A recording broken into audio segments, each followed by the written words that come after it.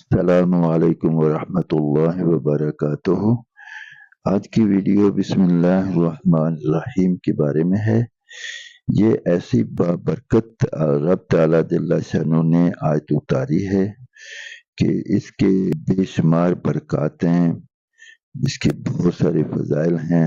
رب تعالیٰ جل شانہ نے قرآن پاک میں 114 صورتیں اتاری ہیں، اور ہر صورت کی ابتدا بسم اللہ الرحمن الرحیم سے لکھی ہوئی ملتی ہے، سوائے سورہ برات کے، جس کے شروع میں بسم اللہ الرحمن الرحیم لکھی ہوئی نہیں اور نہ ہی پڑھی جاتی ہے، لیکن اس کمی کو سورہ نمل میں پورا کر دیا گیا ہے۔ یعنی قرآن پاک میں کل صورتیں 114 ہیں، تو آپ کو قرآن پاک میں 114 مرتبہ ہی یہ آیت مبارکہ لکھی ہوئی ملتی ہے۔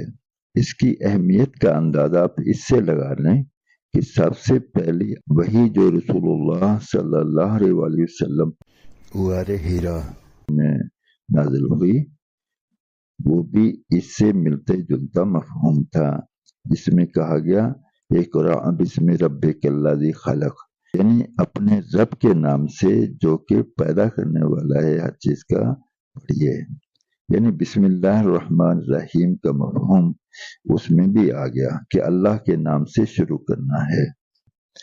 ایک جگہ سورہ نمل کی آیت نمبر 30 میں بھی ایک آیت کے حصہ کے طور پر بسم اللہ الرحمن الرحیم آیا ہے۔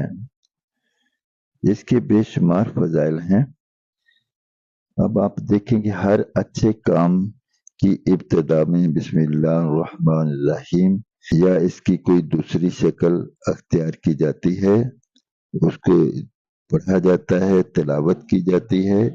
جیسے آپ گھر سے نکلیں تو بسم اللہ توکلت علی اللہ پڑھتے ہیں، یہ بھی پڑھا جاتا ہے بسم اللہ علی نفسی و دینی و اہلی و مالی۔ اسی طرح جب کسی جانور کو جو کہ رب تعالیٰ جل شانہ نے مسلمانوں کے لیے حلال کیا ہے، اس کو حلال کیا جاتا ہے، یعنی جب جانور کو ذبح کیا جاتا ہے، پڑھا جاتا ہے بسم اللہ اللہ اکبر۔ تو مسلمانوں نے بھی اس کے ساتھ کمال محبت کی ہے۔ اب آپ دیکھیں کہ کس قدر مسلمانوں کو اس کے ساتھ شغف ہے۔